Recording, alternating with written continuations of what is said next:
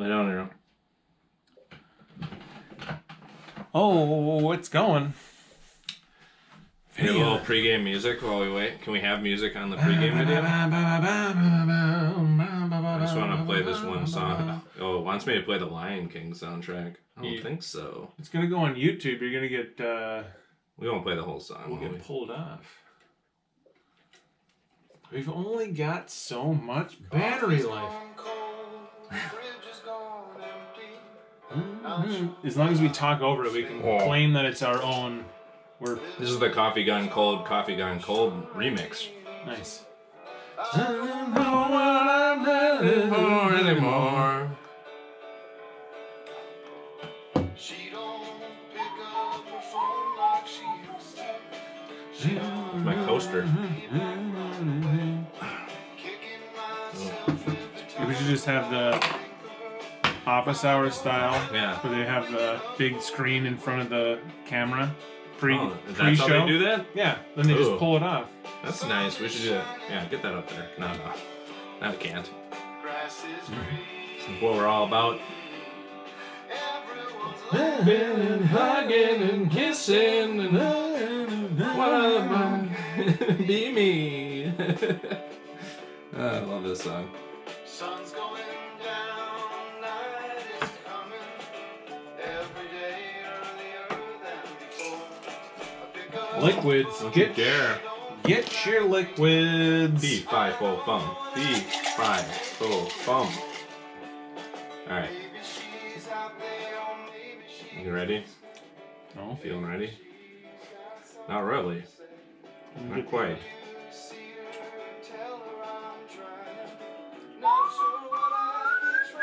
For anyway. We haven't done this in a while. Or maybe even ever. What are you doing?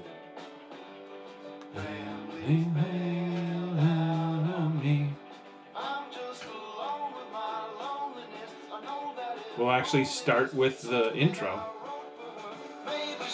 Don't you come back to me?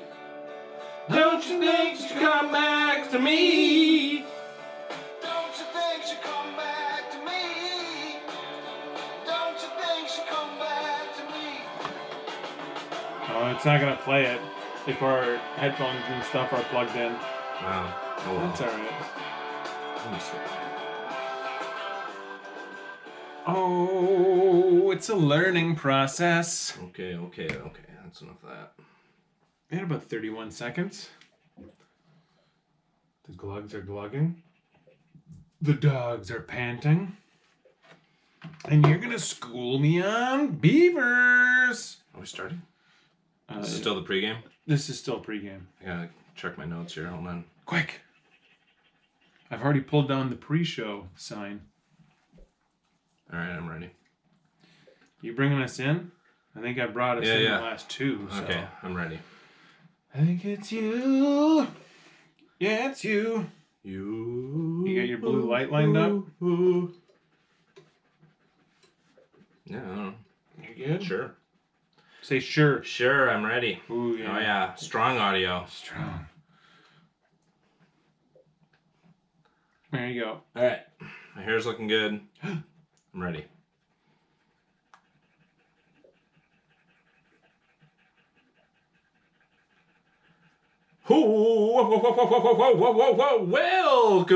Welcome to Tumblehome. Welcome to Tumblehome, a Boundary Waters podcast. Are you still warming up? That's the intro. Double whammy intro. I thought... My name is Adam, and I'm here in Studio K with my good friend Eric. Hello. Hello. Eric. I thought we'd... Welcome. Okay. That's real. That all just happened. So we're done warming up? That's it. We're good? Boundary Waters podcast. Tumblehome is, of course, sponsored by our friends, our Patreons, and our listeners. Thank you. Patrons. The patrons. And without you and the park, this show would not be possible. We're here live in Studio K, and it's middle of summer. It's been a while. We got both the pets in here. Yeah. And so that's just a way I want to get to this point was we're talking about our next spin-off podcast is going to be, it's called Pets Cast. Why it should be called Pet Sounds? Do you think Brian Wilson would have a problem with that? Yeah, I think Pets Cast. Would. He's probably in bed. He wouldn't even notice. And so it's just me and Eric and Doris and Ayla and Arrow and the cat Agnes, who is here in Studio K. She's sitting up by the signed Aaron Rodgers up there on the top shelf over there. You may hear some distant panting. That's from... That is, in fact, from Agnes. And so we just talk about current events. We talk about them and then we interject with pet voices. Yeah.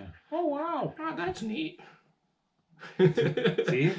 That's pure gold. That's a kernel of something that will never happen. Someday. And we're also joined by some new wines. We have a new Cadun Special. You may hear that bubbling in the background. Adventures in home brewing.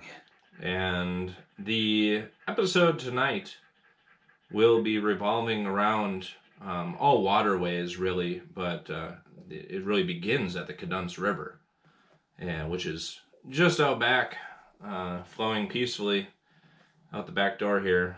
And I got a chance to go out there in a kayak about a week and a half ago now, and did a little paddling. And we've been living here quite a while, and I've never actually, I've gone down there and I've thrown a worm in. It's supposed to have brook trout, and I've never caught anything back there. It's just kind of flat, and there's not much current.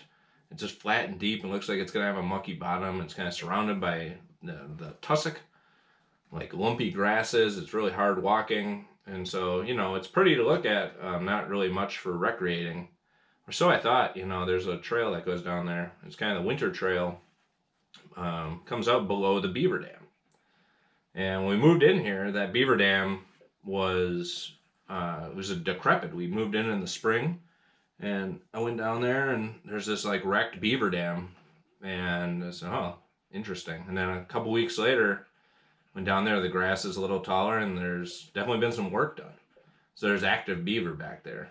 I was like, well, that's kind of neat. And now, like this spring, it didn't blow out again. Excuse me. It's like 2 feet taller now. And so the traditional wetlands out behind the house are starting to they're remaining wet all summer this year. Whereas last summer it all kind of dried up by this time because the dam was much lower. It was in disrepair and just kind of coming back.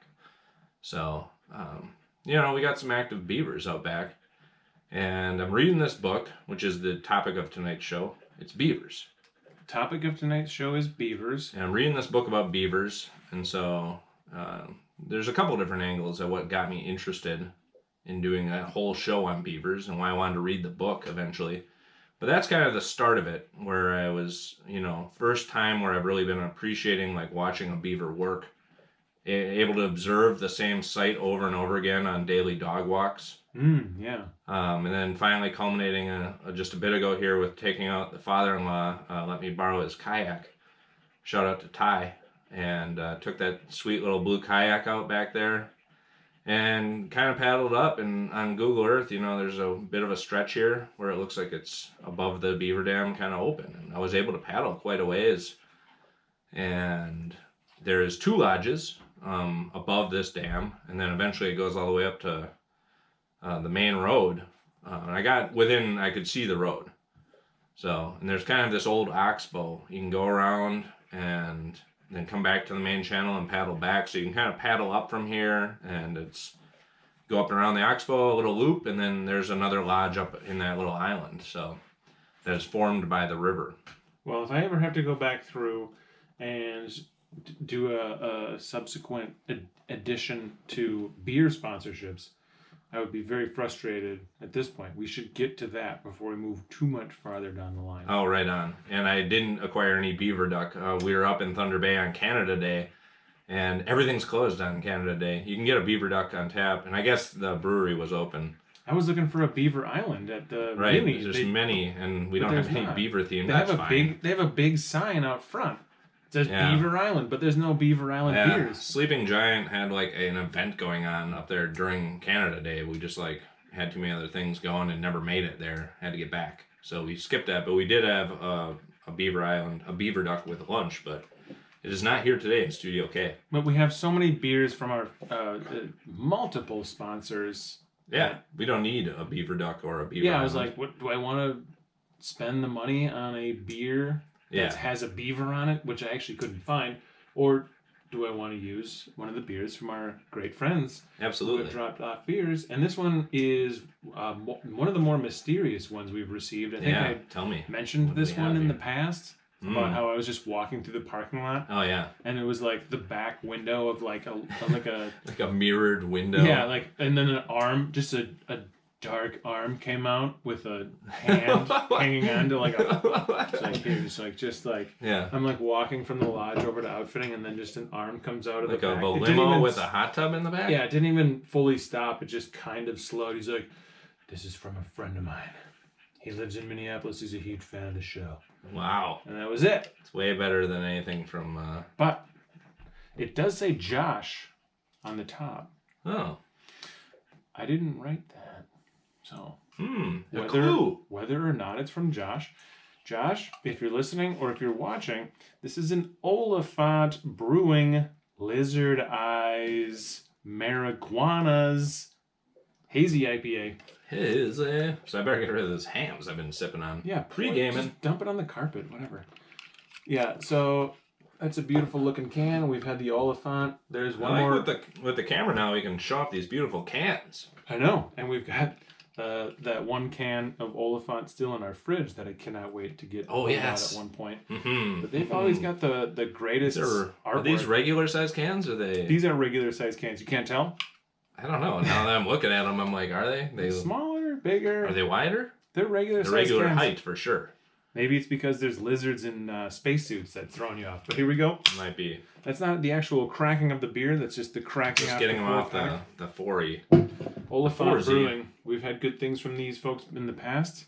Thanks Josh. To Josh, aka the mysterious stranger in the limo hot tub. Lizard Eyes Marijuanas. I love a hazy IPA. Here we go. Stereo.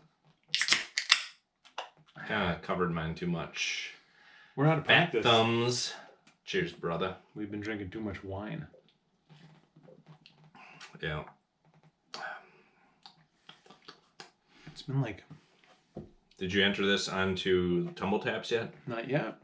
Oh, I wonder what the grade is. Well, we'll give it a grade after the show, and then we'll see how it looks compared to the overall grade. You want to grade it right now? It's very hazy. I need one more. That's for sure. And I don't know if we did mention that we are recording this. We're doubling down on the GoPro. I disparaged it like a bunch, just in general up to this point. Sure and did. Then there was a BWCA question about like GoPro Hero Black 7 question mark. How does this thing work? And I was like, it gets hot. It doesn't record for very long, and the screen cracked in a second. And somebody was like, hey, maybe you should adjust the settings so you're not recording at like 4K. Think about it. 900 frames per second. Yeah, I was like, oh. This hair deserves 4K. Yours fast. Does. We move really quick when we're recording in the studio, so I need it to be So I have adjusted it down, and it seems like it's gonna maybe record for closer to an hour. I hope it's a little more stabilized too. That too. That was the other thing. Is like somebody was like, yeah, it seems like a lot of the footage you've had is like not as stable as it should be. Too wobbly. And I was like, oh, it does that. Auto stabilization doesn't kick in when you're recording at that high of a resolution. So we've got it at a little bit more of a normal feature setting, which should be higher quality than the streaming that we did just straight off the laptop on YouTube. Mm-hmm. So we'll see. It's a work in progress, as with everything. Yeah. But should have strapped that on the noggin for the old round of golf we played beforehand. Yeah, it'd be interesting to see it in the brush. Yeah. Looking for discs in the long grass. The grass is taller than I am now up here in the dog yard. So we were playing the old home course, trying to just get a quick round in before recording today. It is hot out. It's hot. It's summer. It's hot and it's summery. I've always wanted to get the drone out to do those like PGA Tour style. Yeah, you got to. You hipped me to that where you were like, that'd be cool to do, and I was like, I haven't gotta come back in the fall with the drone. That'd be so much fun to do like a just slow like Yomez. Yeah. You're gonna dog left. Shout out to Yomez. Par 3. Hole 4 is a dog left. Dog leg left. You gotta watch the pond. You're gonna want to throw a mid-range forehand. Midway down this course, you will find a pony leg. There's a pony leg, but we're not really sure where it came from. I think we have a good idea. A good idea. Before we get just straight into the beavers, it is beaver related. For me personally, I thought that the beaver talk, the book report, which I've so far really liked, and I'm looking forward to doing more of. For me, it came to be when we were on the Big Heart of the Park trip. It was just like, all of a sudden, it was one of those things where you're paddling and, hey, there's a beaver lodge, and oh, that beaver lodge, it looks like there's some stuff cached up under next to it.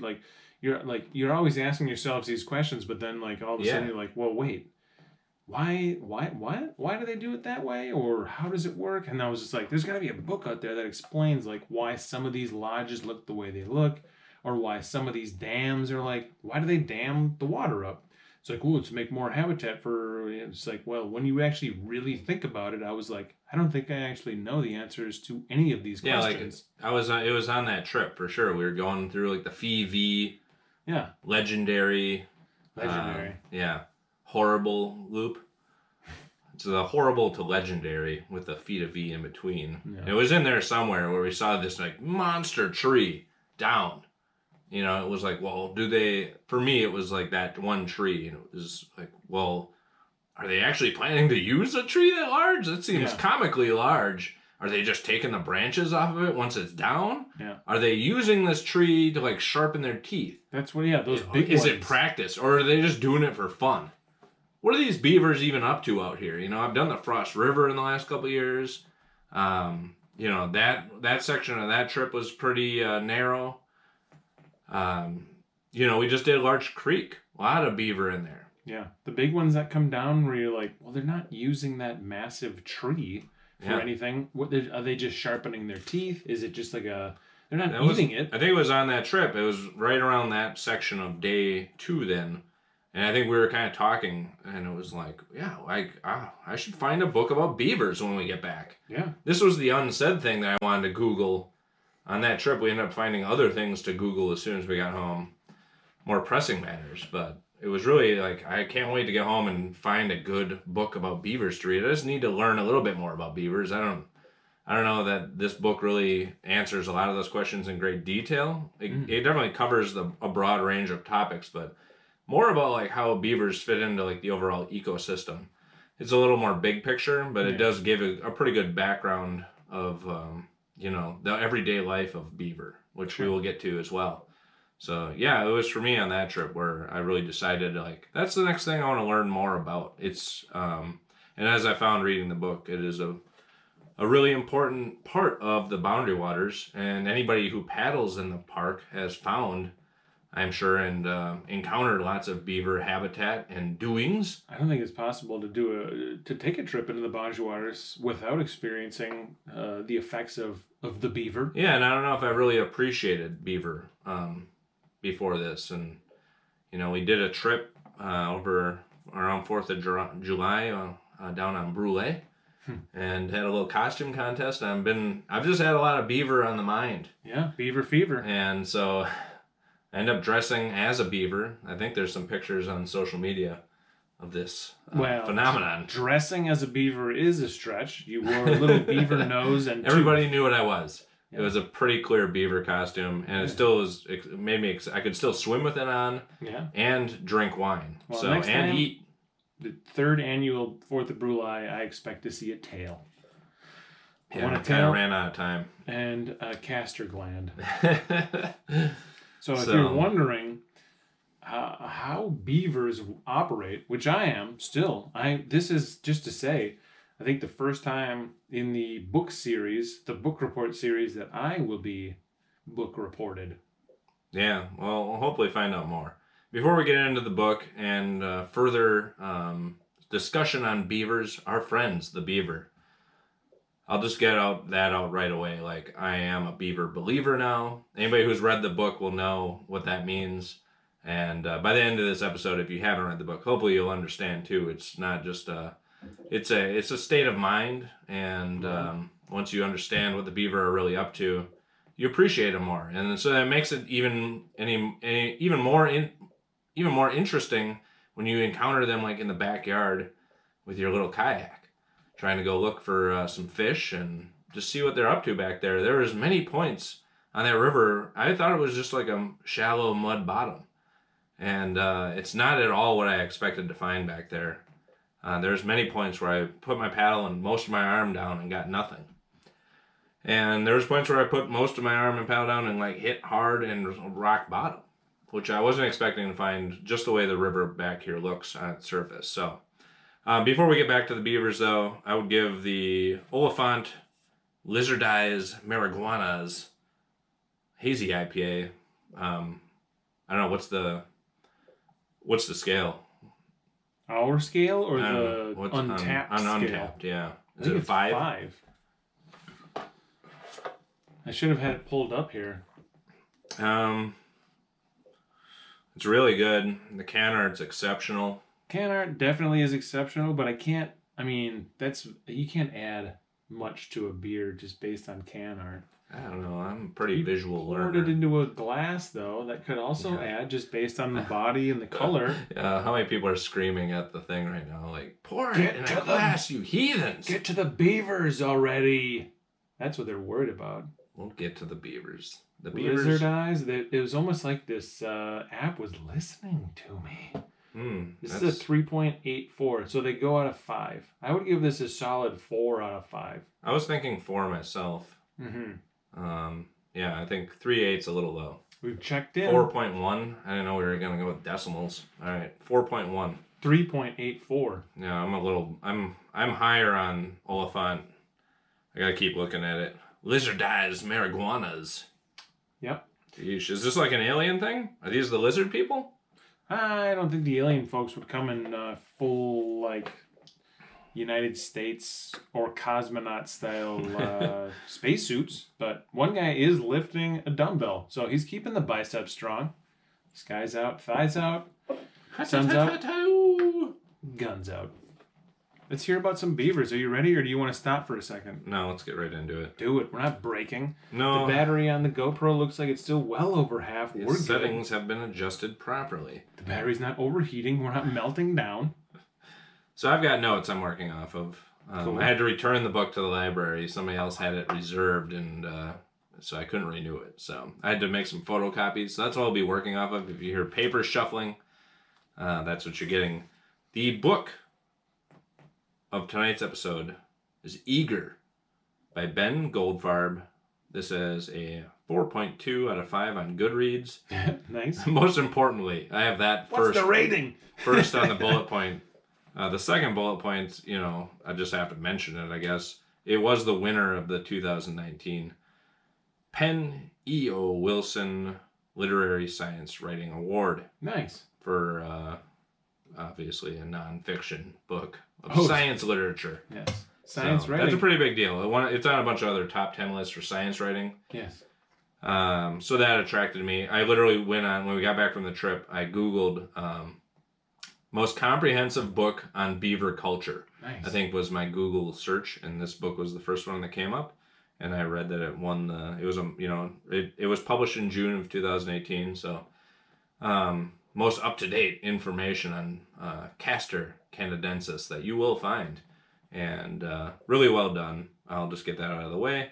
It's highly recommended. You don't have to listen any farther. You can just go and pick up the book and check it out, and then maybe pause here, read the book, and then come back, and you can enjoy it with us. Or, just enjoy it with us in this format, and then maybe read it later. It's fine either way. I'm not going to ruin anything for you. We're not going to spoil anything. Not that there's anything really to spoil. There's no spoiler endings besides when we eventually just kill them from humans being bad. We tried to, and they've made a comeback. Yeah. So, we'll begin with the beginning, which is now.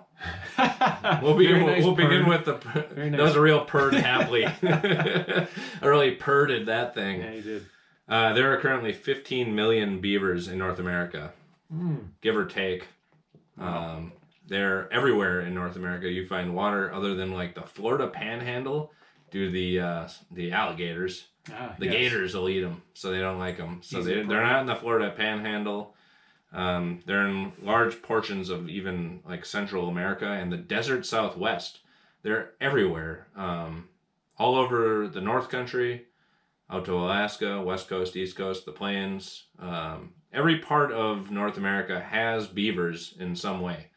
I was pretty shocked by that. I never really pictured, I've been to the Southwest. I've been to the desert. They're everywhere out there. And they're more important almost to the West. And this book really focused a lot on the West, and that they're a way for, a restoration of wetlands, a way to hold water. We're going to get to these big themes more later. But a lot of the book focused on the way that they can help the West, which is dealing with a lot of like issues with not having enough water. Here where we live, the Cadence River in our backyard, beavers are thriving and they're doing very well. But there are a lot of areas where they're needed a lot more. So there's beavers in Indiana. Yeah. There's beavers in every state. They're in the Panhandle of Florida. Did I say the Panhandle before? You said the Panhandle was not as many because of crocs. No, I meant like the Panhandle has them. Even Florida has them in the Panhandle, but like not down in the Everglades. Oh. There's no beavers in the Everglades, according to this book. Down in America's Wang doesn't have them. Yeah, they're not out on the Keys. Too many six-toed cats. Wow. Yeah. All right. So that's basically the only spot in like the United States. I guess Hawaii probably doesn't have them. I don't think they really ever touched on Hawaii. No, I don't. Alaska's filthy with beaver. I'm sure. I've been to Hawaii and I only remember the roosters. Definitely no beavers. It's too young of a land form for the beavers to have any effect unless somebody hauled them out. I don't think they can swim that far, but I don't know. They didn't touch on it, but probably brought them out there. So I think we've got all the stuff out of the way that I just what the book is, how I got it. I got it from the library, but I wish I would have bought my own copy after having read it, so I could have just made notes in it. Yeah. I was making notes on another pad and then like had to end up going and highlighting a bunch of photocopies to be able to present this. So all right, and I wanted to read the introduction. That's the end of part 1. We will be back next week with part 2. Okay. When we get to the book. I'm just going to read, I'm going to read some passages from here, and I'll try and be clear when I'm reading from the book, and then we'll have discussions based on those passages. I only have about 85 pages of notes here to go through. Okay. So, buckle up. So the last part will come out in mid-September. Yeah, this is going to be right in time for the spooky episode. Good. Okay. People often tell me they think beavers are cute, and that's wonderful. I think beavers are cute too, but I urge you not to underestimate these extraordinary mammals. Many animals are cute, very few are ecosystem engineers. Even acknowledging that beavers store water and sustain other creatures is insufficient, because the truth is that beavers are nothing less than continental scale forces of nature, in large part responsible for sculpting the land upon which we Americans built our towns and raised our food. Beavers shaped North America's ecosystems, its human history, and its geology. They whittled our world, and they could again if we let them. So that's how it starts. It's a pretty big picture. That's great. Yeah. So I was like, all right, I'm instantly hooked. They sound like they're a lot more important than I ever imagined them to be. I always just pictured them as like, they're these critters in the water, and they're kind of doing their thing, but, so what? But I had always heard, they're keystone species, but it was like, well, okay, what does that mean? Well, I mean, they are a keystone species. I imagine that their existence is every animal completely every other animal to a certain degree is dependent on them surviving. Everything I think people listening to this podcast will know is interconnected. Yeah, interconnectedness is the key to all ecosystems, but like a keystone species, there's more species that are relying on them doing their thing than others. Some are more important than others. Beavers happen to be a big one just because of the way they can control water. Water, being everything, as we see out west, which is why a lot of this book took place out west. We're not going to dwell too much on that, but they're really important, and I did not know this going into the book. I guess, after reading it, I should have known, especially after having paddled the Boundary Waters a lot and seeing what they're up to. They have more influence over the landscape than I had known. Probably just about any other animal. I can't imagine any other one out there affecting so viscerally and visually what you see. The other main one they mentioned in the book was like Pacific salmon. Right. Pacific salmon. There's one other kind of like fish on the West Coast out in like San Francisco that's like a super like it's one of those like barometer species. Right. They're not the only like keystone species. I'm not trying to imply that, but they're like one of the most important, and from what this book is arguing, like the most important species in the Boundary Waters.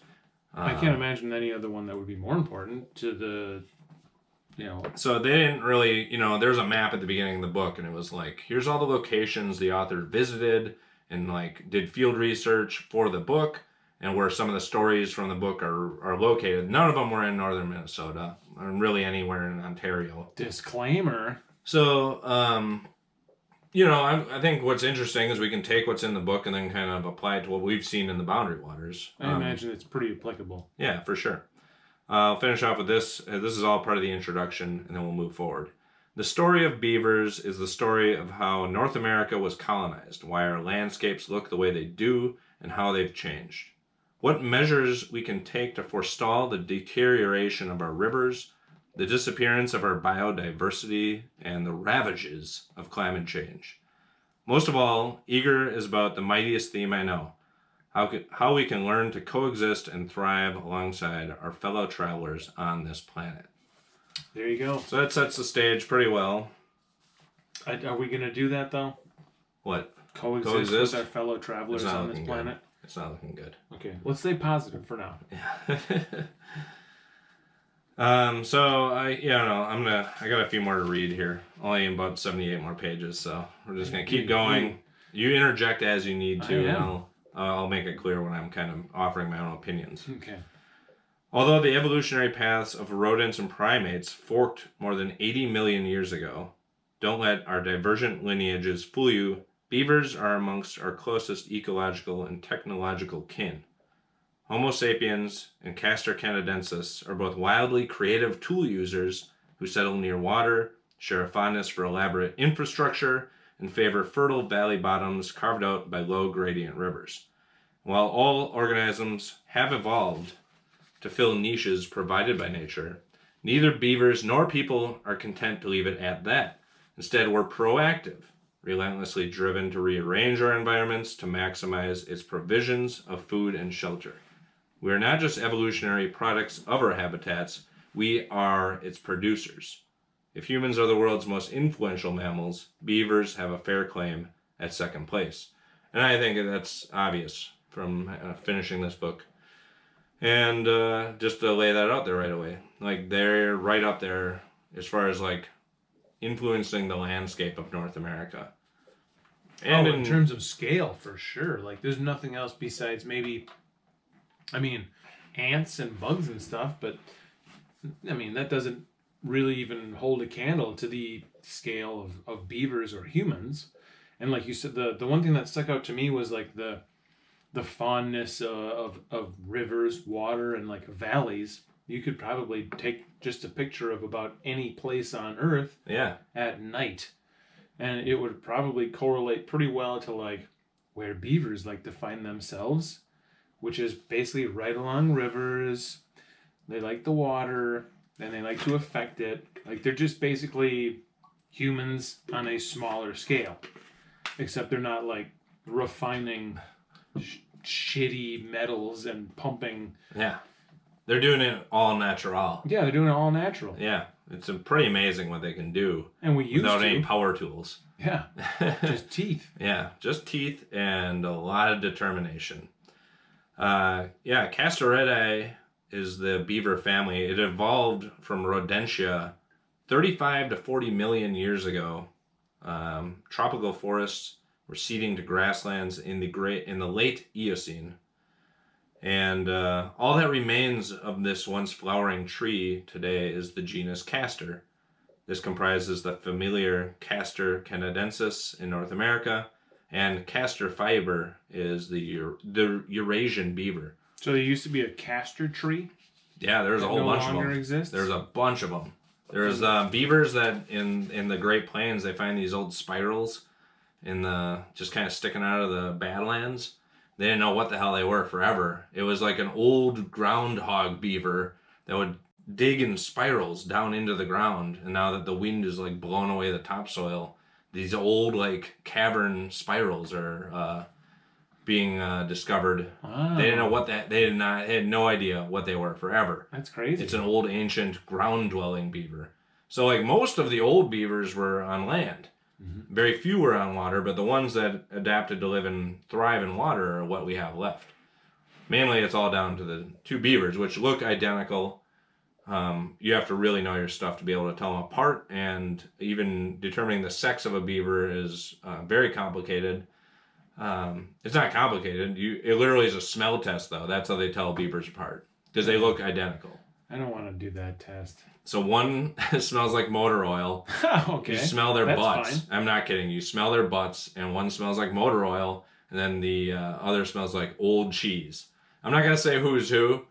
You got to read the book to find that out, but that's how they tell, like, if you're grabbing a beaver out of the wild and trying to relocate it somewhere nice. Isn't there because you want to move them in pairs. Isn't there a brand of oil that's like castor? Oh, there's castor oils. Yeah. Like it's from the beaver itself. From the beaver? Yeah, and I didn't. This isn't part of the book report, but like they do. There's a lot of like there's like perfumes they use this very pungent aroma, and like it's in a whiskey. They have like brandies and schnapses over in Europe. Castor schnapps? Yeah, they were literally just taking the glands out of the beaver's butt and squeezing that into schnapps. Just little squeak. Yeah, just a little castor. It's like European bitters. Yes. Yeah, I'm going to say yes. I'm not sure if it is, but it is. That sounds terrible. Yeah, so anyways, yeah, when they move them, I wasn't going to... I mean, I'm glad this came up because I wanted to talk about it, but I wasn't like going to do any readings on this part of it. But when they're moving like beavers who are causing trouble, they want to put them in a nice stream where they can thrive. They always try and move two together. They have way better chance of success. So they're like, a big part of the book was like, here's how you determine, make sure you get a male and a female and put them up in that canyon. And they'll make it really nice. And so that's how you tell. You got to find one that smells like motor oil and one that smells like old cheese. Boy, I don't really Otherwise, know. you can't tell them apart. They look identical. If they're... What? You can't, like, peel back some skin and no, find, like, it's all up in there. Everything's up in there for both of them. Well, what? Are you going to get to the reproductive process at some point? Not really. It's gross. I'm not getting into that. So they do it, and then in the spring they have the kits. We'll get to that part, like the family rearing. I'm just wondering about how the parts can be so far up in there if there's no, like... There's weird bones and such. Okay, weird bones. Yeah, we got weird bones, and the differences between motor oil and you'd have to like dissect cheese. Them to find out. It's like not unless like, it's mating season, which they're never. They just they're private. They don't. Yeah, you don't want to disturb them during mating season. Why they have so if you're just trying to catch one that's damming up a road or like clogged a culvert or whatever, you want to take that one and throw it in a canyon with another one so they can start a new family. But the differences in smells between motor oil and old cheese, it's not like two completely different smells. That sounds like... But they're different enough, I guess. Even they did a test on the guy. Ben Goldfarb failed. He was like, "Oh, motor oil?" That's what I mean. It's like... They're like, no, it clearly smells like old cheese, Ben. Come on. So he failed, but... What kind of old cheese? Like good old cheese? Like blue cheese? Or like rotten mozzarella, which smells terrible? Like blue cheese. Okay. Well, that's what I took away. Well, boy, it doesn't sound as easy as you make it sound. Well, it's not easy. That's why you have to call in the professionals. Professional beaver relocators? Beaver smellers, yeah. Beaver boys. Beaver smellers. First Beaver Boys reference. We're 35 minutes in. Yeah, we should be drinking white wine and eating shrimp. Where are the shrimps? So anyways, beaver arose in North America. Then they went to Eurasia across the land bridge. And then they came back on the next land bridge, and then the people followed. Wait, what was the first land bridge versus the second one? I don't know. Maybe it's the same one, but it just was in two different phases. All right. So they started in North America. Yeah. They went to Europe, And then some of them came back. And then they came back all pompous. Oh, you don't travel. I've been to Europe. If you've met beavers, you know this to be true. Have you ever seen Prague in the evening? It's beautiful. You don't know anything. You Detroiter. Quite elegant. Yeah. So they came back, and then the land bridge, whatever, went away. It got covered up. Quote unquote disappeared, if that's Right. what you want to use as a That's theory. what they tell us. So it was at this point that the two remaining beavers split. Was Two when different kinds. Right, the one in Europe and the one in North America. And these are the only two kinds left. There's only two kinds left, and they can't mate. They've actually put some Castor canadensis in Europe, thinking maybe, they'd help jumpstart it a little, because they're really... the European beavers aren't doing it so They're well? not doing as hot. They're still okay, but they're definitely not doing as well as canadensis. Sure. So they're like, we'll throw a couple canadensis over there, but them Eurasian beavers, they're missing a few chromosomes. Oh, no. Yeah, they lost a few somehow. No. Probably Chernobyl. And maybe the Canadian beavers just can't, they're just not, they just don't have they don't have tight enough genes. And they don't smoke enough little mini cigarettes. So when they came back, though, it was a great land for opportunity for the beavers, and they thrived. Yeah. Beavers took over North America, and they ruled North America. And there's a really good passage here that I wanted to read verbatim. Really? It really was one of my favorite lines in the whole book. Ooh. Where there was water, there was beavers. And where there was beavers, there was water. Money Think about it. gets Oh, money. my God. It's so good. Yeah. I like that. All right. Next up, beaver diet. Diet. To acquire beaver building materials, beavers chew down their trees. Everybody knows this. They teeter precariously on their hind legs, tail propped between the body like a kickstand, and forepaws braced against the trunk as they chip away with massive incisors. You can picture it. Everybody can picture this. They have like hands like a raccoon on the front, but they have thumbs. Yeah, right? they have thumbs. They're very nimble, and they have. Everybody knows about the big teeth and the tail. Yep. They have little like raccoon hands. Yeah. And then they have like duck feet though, like webbed feet. Webbed feet for sure. Crazy. We saw the tree on the feet of V section. It was like, well, do you think they dropped it right there on purpose? Yeah. 62% of trees felled fall towards the dam in research. So Okay, so that's not great. Borderline inconclusive. Yeah, well, they basically go on to say like it's really tough, and like they have found like beavers just crushed by trees. Nobody wants to take down big trees. No, it's probably, They have to do it. So did they hint at whether or not that was like I'm just kind of bored, sharpening my teeth? Because it can't be possibly eating like the wood chips from like a 60-year-old aspen tree. Like basically was the one that we saw. Just happened to fall. So yeah, part of it is they eat part of the outer bark. A lot of it's to keep their teeth sharp, and they do use as much as they can out of the trees they fall. Like they're not knocking these things down for fun. Yeah. Maybe as like just to keep the teeth sharp, but they're using as much as they can. They're very conservation minded.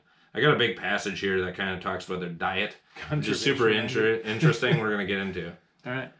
Okay, stoop to examine the sticks that constitute a lodge or dam, and you'll usually find they've been peeled smooth, as if whittled with a pocket knife.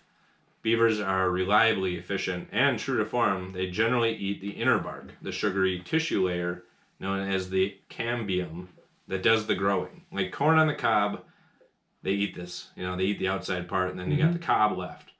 They weave these sticks into their edifices. In the summer, when the world is succulent, beavers graze on green plants as contentedly as any cow, munching everything from ferns to poison ivy. Come winter, they switch to a woodier diet, subsisting on stems and bark. They have hoarded, and that's what we are seeing. Everybody's seen the caches they kind of get of the sticks. They eat that all winter, basically. Mm-hmm. Terrible. Terrible? No, it sounds. I mean, it's good to them. It sounds great. terrible. Their favorite foods are aspen, cottonwood, and willow. Cottonwood. They'll eat just about anything in a pinch. One researcher dissected the stomach of a beaver, found him packed with 42 different tree species, 36 genera of green plants, 4 kinds of woody vines, and a sodden mulch of grasses. That can't possibly be in the winter. That must be like that was a midsummer. Yeah, it was someplace in the deep south. not in the boundary waters. I don't think there's 42 different kinds of trees up here.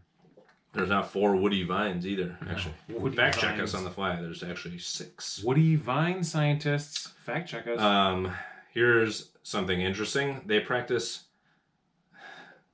cacotrophy. Oh, I butchered that. Cacotrophy? Cacotrophy? Cacotrophy. What's that? Eating their pudding-like excretions to No. extract every last iota of nutrition. Really? Mm-hmm. That's a fancy word for eating your own shit? They're shit eaters, yeah. Oh, Mark that down. It's at 42 minutes on that shit eater comment.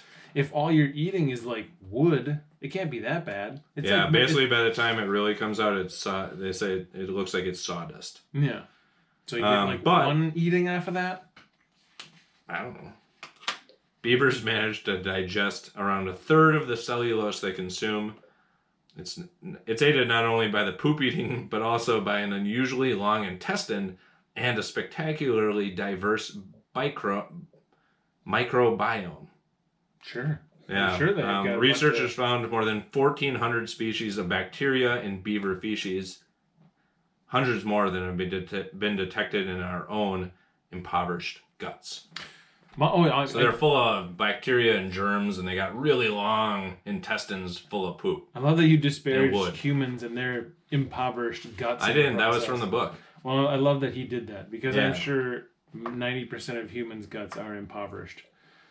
Even though we are well fed, I'm sure the guts are impoverished in terms of actual microbiomes.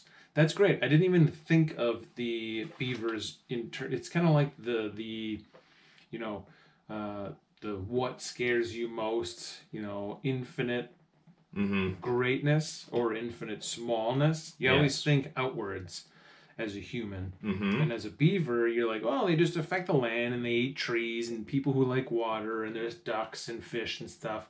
But I never even up to this point I've ever thought like they probably are very beneficial to like the microbiology of, all right, say what you will about Giardia, but generally it sounds like their guts are healthy and even what they're excreting is probably very healthy for like the micro things in the lake. Yeah.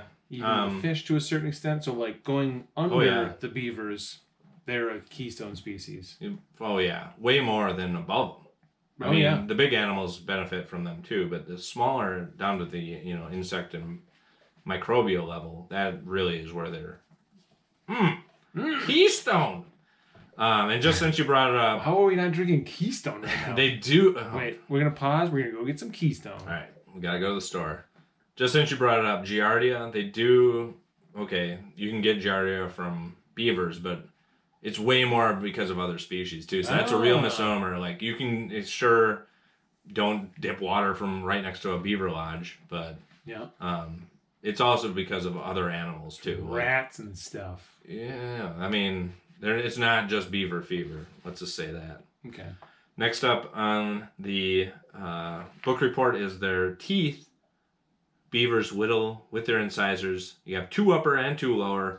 They grow continuously to compensate for constant erosion. These cutting tools are self-sharpening. The outer surface of a beaver's front teeth, the side they show to the world, is coated in hard, dense enamel, and they're kind of like a yellowed. The reverse side is made of a softer dentine. That inner face wears down more quickly, creating a beveled, chisel-like edge. The incisors are orange. It's due to the iron that's built into the chemical structure of their enamel. Despite lacking toothbrushes and fluoride, beavers are remarkably resistant to tooth decay. Well, so that's nice for them. Tells you how bull fluoride is. Yeah, beavers are fine. So they have iron built into their into their structure teeth already. Yeah. Jeez. So they are almost like little hatchets. And it's just one row, double on top and double 2 on on bottom. the top and 2 on the bottom, and the way they come together, just constantly sharpening. And they're always kind of, it's just that They're one always growing and sharpening. It's not like a shark where it's kind of And they did grows. say, like, sometimes they go, like, crazed and, like, one tooth just, like, grows, like, a way too much. Grows too much and goes back. It's a huge problem, yeah. Oh, I'm sure, yeah. So, it's you don't want to see that. It's like when Lisa doesn't get braces and the dentist shows her what's going to happen if she doesn't get braces. And, like, 10 years later, there's, like, one huge one puncturing up behind, like, her eye. They don't have any braces and they have no fluoride. Yet most beavers are fine. So that's why they're like, hey, I better get out and chew on a tree. This one tooth's getting too long. So like they're always chewing to keep the teeth sharp. By chewing, that ensures their teeth will be sharp. Yeah, is that where so that long they can in the chew. tooth comes from? It's kind of like the, it is. And it is, where there's water, there's beavers. Where there's beavers, there's water. You must chew to have sharp teeth. Yeah. And you need sharp teeth to chew. Yeah. Don't want to get long. There's a lot of that in this book. Nice. It's really fun. Their fur is nearly remarkable as their teeth. The material is so soft and pliable that it spurred the colonization of a continent. They made hats with them. Spoiler alert. Yes. Before I will let you finish this, but in the process of doing a tad of research into future book reports. Yes. I have a really fun one that's about like the fur trade and how it like basically created the world that we know now. Okay. So, yeah, there's some of that in here, and that's fine. But this is like a whole. This is more on the beaver themselves, beaver culture. As I googled for sure. But that just brought it. The fur trade was crazy. Yeah, I mean, it was. I just read a book a couple years ago, The Golden Spruce. And that one really focused on like the timber trade and how that shaped North America. Yeah. And really it was like the fur trade, then the timber trade. I mean, how many ways can we pillage this beautiful continent? Yeah, exactly. We can make some money off of this. Yeah. Beavers have two types of hair. They're coarse guard hairs, which are about 2 inches long, and the overlaying luxurious underfur or wool. Their fur is thick, buoyant, and virtually waterproof, serving at once as armor, life preserver, and dry suit. Although a stamp-sized patch of beaver skin is carpeted with up to 126,000 individual hairs. Phew. That's more than the average human has on their entire head. Wow. That's in awesome. A stamp size. The stiff guard hairs are plucked and discarded by hat makers. We should have interviewed a hat maker for this episode. Oh, we still have the opportunity. Any hat makers out there? Hat makers, contact us. I need Look at this. My head is hatless. I don't need a hat. Actually, I just need a vest. The underfur is one of the finest materials in which humans have ever clothed themselves.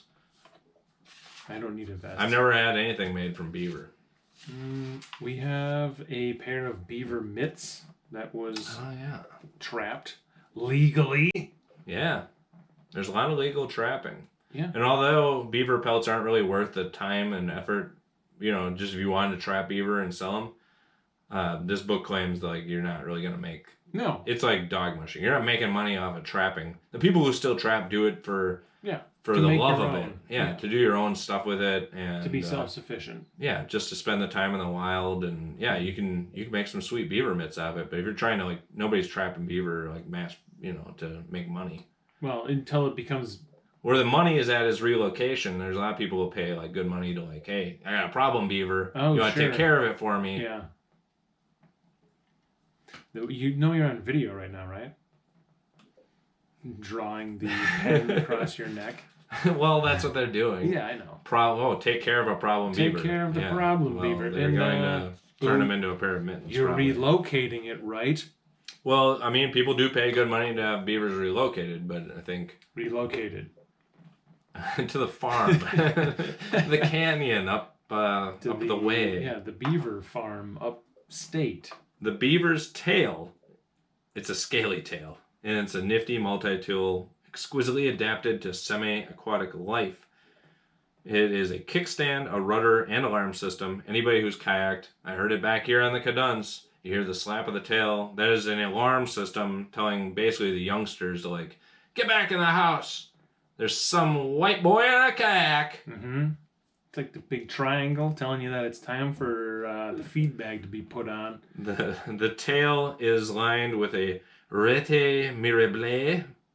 French? I nailed it. Nailed it. It's called, that's French for wonderful net.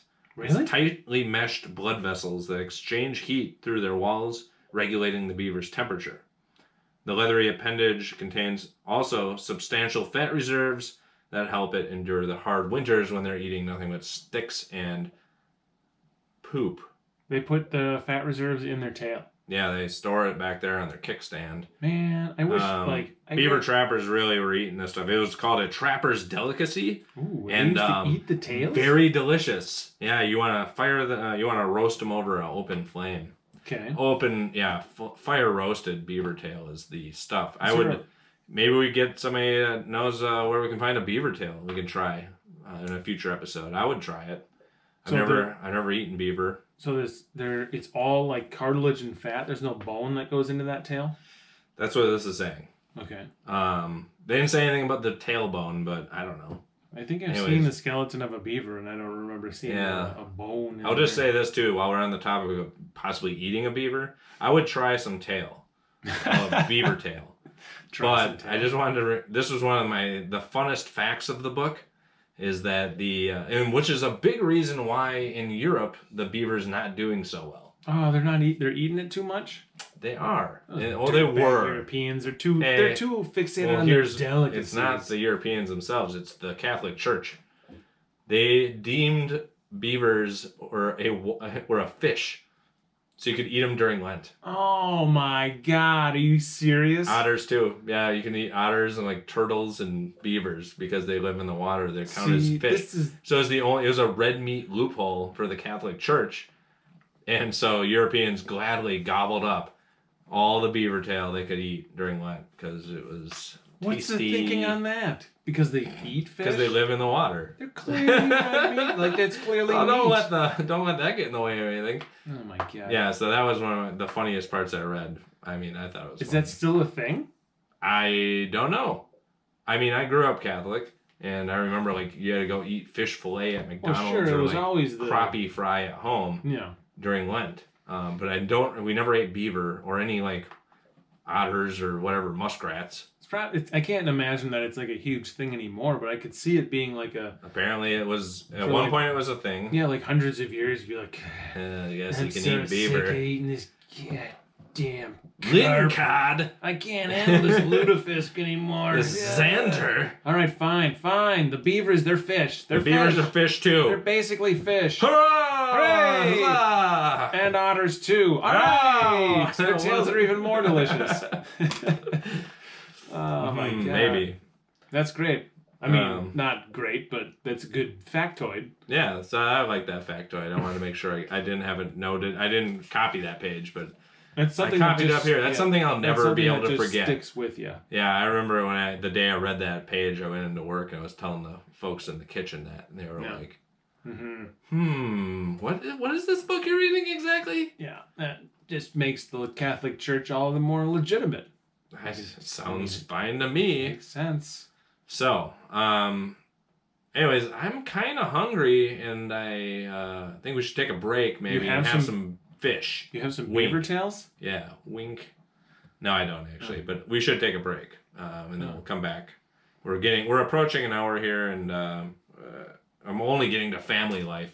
I still have 72 pages to get through. I love that you were like, nah, it's probably gonna be a one-parter. I didn't know how much is that. Well, let's take a break. We'll be back after this. That pee's so bad. Yeah, pee pretty bad too.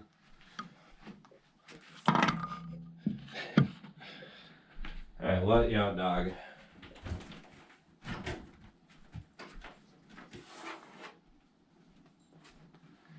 Gonna change that battery. Throw in some pizza biters.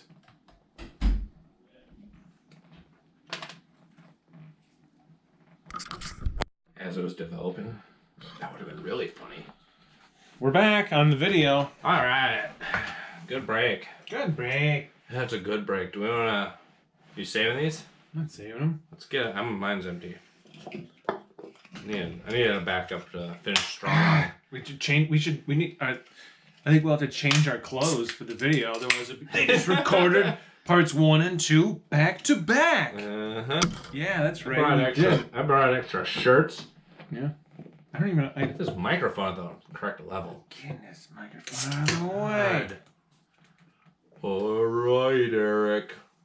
Here's the cheers to you and that good idea with the icy coffee. Might need to make another pot between this episode and the next one. Jeez, you.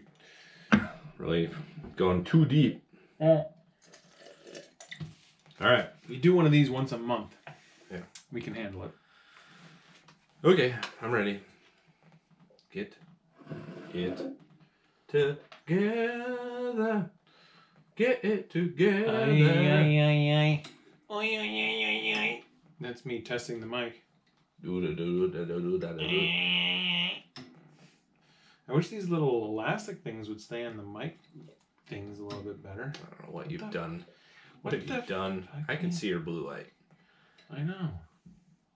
I don't know what the heck's going on. Das ist nicht so gut. Das ist nicht so good. Oh, das ist nicht so gut. It's like, just chill out on your little metal hooks. Make the metal hooks better. We got a nice visual coming up for the video crowd. Oh, yeah? Honestly, I don't listen on Spotify anymore. I just watch the videos of the episodes. What? Yes. No. Got to see that Euro hair. Look at that hair. Hey, They come it's for, the key. You lick, do this, what? They go. They tune in for your haircut. and Oh, a bunch of my hair beard. fell out. Oh, man. Yeesh. Back to beavers. Stop screwing around. Okay, we're back. That was a good break and much needed. Do you want to hear about beaver families? No. All right, moving on. Too The bad. family relationship? Yeah, Dynamics? Beavers are family oriented. You never always see like one or maybe two at a time, but there's so many more. And then I had to like halfway when I got to this point in the book, I just put a bookmark in and I set it down. And I went and I was like, Natalie, you want to watch like a 45-minute documentary on beavers on YouTube? Is there? Yeah, there's multiple ones. Well, you should send me those links. We'll throw them in the show notes. Okay, I will. Yeah, I just wanted to really see some video of some beaver kits. Yeah. They're apparently cute. Okay. Well, as we said in the introduction, a lot of people think beavers themselves are cute, but baby beavers, definitely cute. They are not exclusively, but they are generally monogamous. You have a couple. And then the typical colony consists of 4 to 10 members. This includes the mating adults, the newborn kits, and those are born in May or June, and then the yearlings from the previous spring. It does not say how many kits are usually in a litter. But if they're saying 10, so like maybe you get 5 per litter max. But they said that includes the adults, so maybe 4 per litter max. But then the yearlings from the previous yearlings year stick around. also hang out? Yeah, the 2-year-olds tend to move out in search of their own territories soon after the birth of their youngest siblings, but sometimes they do hang around. So that's always a hard and fast rule. It doesn't say whether it's like established by like how much habitat's nearby available or, every situation's different. Sometimes a 2-year-old's just not ready to move out of the house yet. So they're like incel beavers? No, they hang out and learn skills, and then they help with the kits. So they get better. They do, and they help with like the gathering of stuff and the maintenance of the dam. So it makes sense sometimes to maybe hang around, depending on the situation. They kind of talk about Ben kind of talks about it as like an internship. They're kind of hanging around, learning how to like raise their own kits someday, learning how to maintain their pond and dam and lodge and storing up food. Depends on the situation of the area. Yeah, if there's if there's like open pond upriver, then they kind of go for it. Maybe if it's a lot of competition for prime habitat, they stick around for an extra year. Some, it's like sometimes they're not ready to go pro quite yet. You gotta stick around. Family business. Yeah, stick around for an extra year. Live rent free. But is there a downside to just passing on the family business for multiple generations? No, some beaver dam colony, they've found some that they believe have been there for centuries, being passed down generation to generation. Cool. So the opposite of humans. Yeah, they actually, they're very family oriented, as I said at the top. Yeah. Where were we? Yeah, for kits, their 2-year homestays serve as internships, yes, during which they learn and hone tree felling, dam construction, predator avoidance, and other aptitudes. They're little achievers. So it's I forgot about the predator avoidance. That's a big one. A lot of predators want to eat beavers, but it's hard to get at them. Yeah. But if they get one on land, watch out. Cougars, bears, wolves, they love to eat beavers. So they got to watch out for those things. That's another big one. They got to learn, to be wary out there. It's probably one of those, like, you snatch a beaver, you're good for a couple of weeks as like a wolf or a coyote. Yeah, the tail alone will sustain you for a week. Yeah, that's like a foot-long meatball sub from Subway. I'm good for a few days. So, Subway, sorry.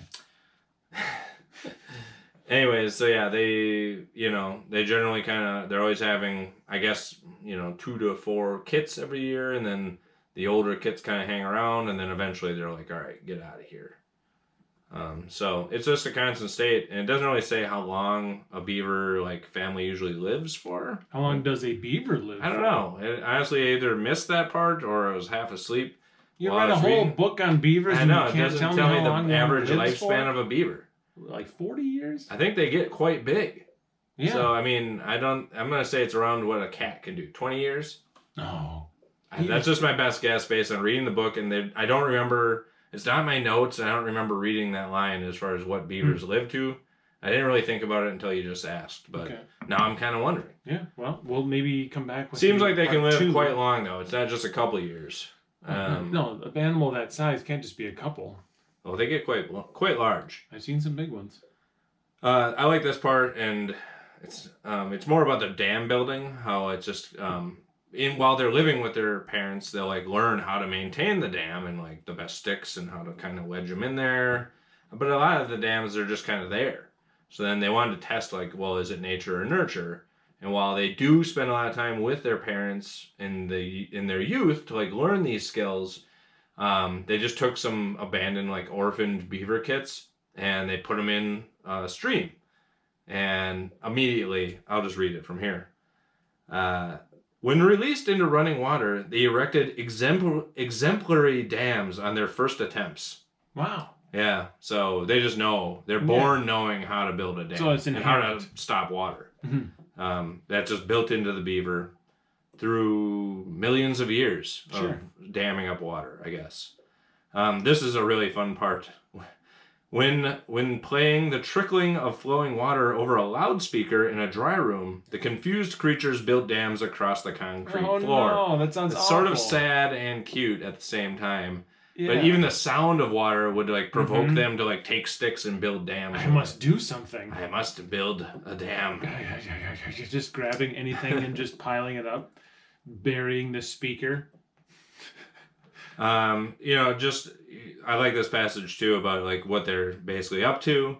Beavers seldom allow a night to pass without making a tour of inspection, building up and strengthening any part that shows signs of weakness. This is of the dam. I'm on board. In a flashy stream whose course is annually scoured by huge pulses of snowmelt, dams are often ephemeral, washing out each spring and requiring reconstruction when the waters recede.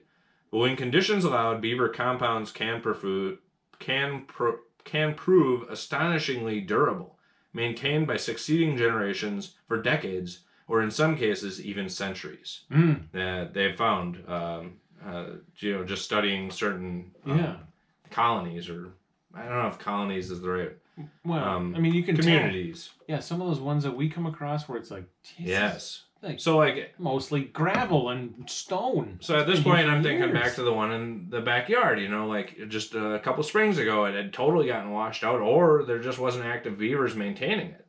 And then all of a sudden, last spring, they're kind of building it back up again. So these beaver dams are always in flux, and they're always kind of moving around the river.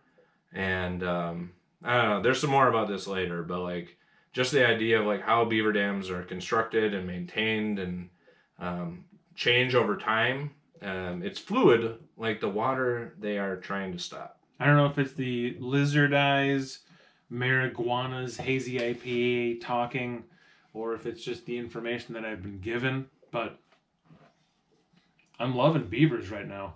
Dude, I know, and I've been we've been hanging out while I've been reading this book, and I've been trying not to say too much about them, but I obviously dressed as a beaver on our last camping trip. Yes. And I'm really, I've been paddling the kayak out back, Yeah. checking out, oh man, what are they up to today? I'll never curse a beaver dam ever again. I never would. I can't believe I ever was even remotely down on beavers. Beavers are amazing. Yes.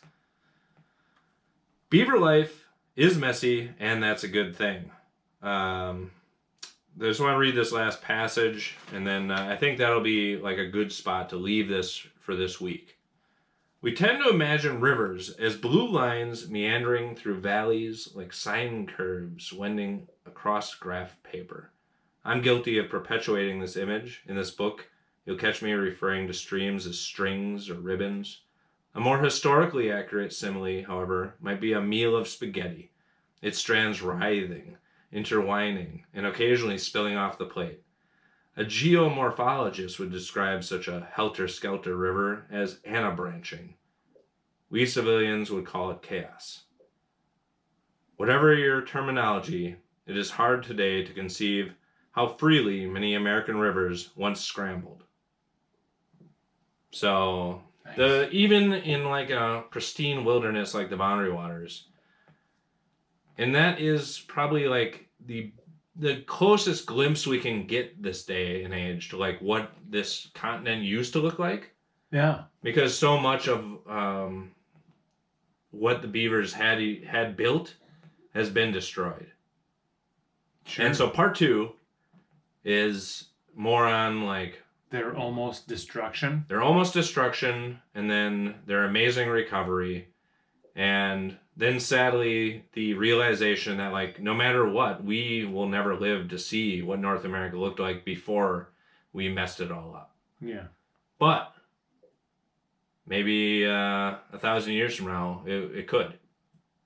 So yeah, I mean, a lot of the next parts on how rivers are supposed to look and how they now look because of what we've done as a species. Yeah. And how beavers can help to put it back where it should be. And how, and also acknowledging just in modern life, it's never going to go back to what it looked like in 1600. No, it can't. But here in the Boundary Waters, the rivers and streams, they are the closest thing we have to the actual chaos that was wild North America. Yeah. Anybody who's paddled the Boundary Waters knows that to be true. It was a glimpse of what was and what could be again for large portions of North America where that's not the case anymore. Yeah. It'll never be a wilderness on that scope, but just the rivers themselves. I really like that passage about how, they used to be these chaotic strands of spaghetti, of wetland, and just spilling over their banks, and it's floodplains and wetlands, and now everything's down to these little ditches. Yeah, especially outside of the Boundary Waters where it's controlled flowages. We're going to build up a bank here because sometimes it floods into our little roads and our movie theaters. Oh, and, yeah. It's, all right, that's fine. But if the way of the world were what it was supposed to be, like you described, it would be much more chaotic. And our human brains, don't like chaos. We like straight lines and control. And Well, we're the same. And then, as I said earlier, we like to, both humans and beavers like to, control the environment. Yeah, that's move true, the though. water in a way that's beneficial to us. Yeah. The beavers do it very naturally. We do it with power tools and concrete and whatever else we've come up with ways to mangle and strangle nature. Yeah. They do it in a lot more subtle way, whereas we build, we'll get to this in part 2, whereas we build a huge concrete dam to create Lake Mead, for instance. They will capture the same amount of water, but doing it over thousands of individual tiny dams throughout the same waterway. Yeah. And then there's a whole nother level to this that we'll get to that you can't, at first you don't comprehend in water capture, retention, and control, and how dams nowadays are all falling apart and they need, massive amounts of money to keep them from crumbling and flooding out entire towns. billions of dollars in infrastructure spent and in maintenance needed to keep those in working order. Beaver dams are free. Yeah. Beavers do their work for free. They don't care what we're up to. We just let them do their thing. Everything will be fine. But like that was the biggest part, and what we'll get to in part 2 is like these big concrete dams we build. Sure, they capture a lot of water, but just allowing beavers to do what they do naturally, they'll capture the same amount of water and then some, just spread out over a greater distance, which is also more beneficial to every other species in the food chain, except for us, because we got to have our Walmart, our nice things, and, our nice roads. So there's got to be a balancing act. Obviously, going forward, we're not going to just go back to the way things were in the horse and buggy days, but what the author is getting at, and what I think the book really is and trying to impart, which we got to at the beginning, is like this idea that maybe someday we can try living a little bit more balance with each other. Yeah. And it would probably be for the best and like the most long-term thinking, forward-thinking kind of way going forward. Again, this is a rodent, but it is an amazing creature. And I think we can leave it there. We should leave it there in terms of the beavers. We'll finish up with the creed going forward, which is capitalism is a lie. Huzzah! Huzzah, huzzah. Support yourselves as sustainably as you possibly can. Buy your meat as locally as you can. Grow your own food. Recycle as much as you possibly can. And if anybody has a beaver tail they would like to share, I would be happy to try that. And maybe I'll end up getting into trapping. Life is funny. I never thought 5 years ago even that we'd be doing a podcast about the boundary waters or discussing beavers in depth to strangers on the internet. But so maybe in 5 more years, I'll be an accomplished beaver trapper who sustainably makes my own mittens and eat a fire roast tail. Yes. Who knows? I'm not opposed to meat or right. You can definitely sustainably trap and utilize beaver while allowing a healthy population to do their thing in the river in the backyard. We can all live in harmony, and even that means we can definitely eat beaver tails once in a while. All right, I guess at this point the creed of the end of the show is still evolving. Yeah, but I think if you get like a healthy North American river is a creed that is chaos. It is still evolving, but always going. If you get the opportunity, to the sea. Yes, to think about it, make the decision to choose something that's not the easy way, and that's a one-day shipping from Amazon, a plastic bag, or cheap, crappy meat. All right. Good night. All right. Well, we'll see you next week, and I think you can tell I'm excited to tell you more about beavers, and I think we can learn a lot from beavers as far as like how to live our lives going forward. I like that. I like the juxtaposition and the relationship that the beaver has with it doesn't even know it, but it is communing with its surroundings in a way that we should, as humans, may never happen, but we should strive for that. Yeah, we can strive for it. Yeah. And yes, that would be amazing. Thank you. And happy floating? Happy chewing. Happy chewing. Good night. Good night. Every episode now is going to end with Eric yelling at you about shopping at Walmart now that I'm not sponsored by Clearwater. Yes. Well, the downloads have drastically decreased. I don't know what's happened. Speaking the truth to power. Truth to power, yeah. Nobody in power is listening to this. Not yet. FBI's been following us in a float plane, though. Talking to you, Michelle FBI. Obama. You're a joke. What? She's a facade. She's bought and sold. She's bought and sold by the military industrial complex. We have left. Delete. Cut. Quit the stream.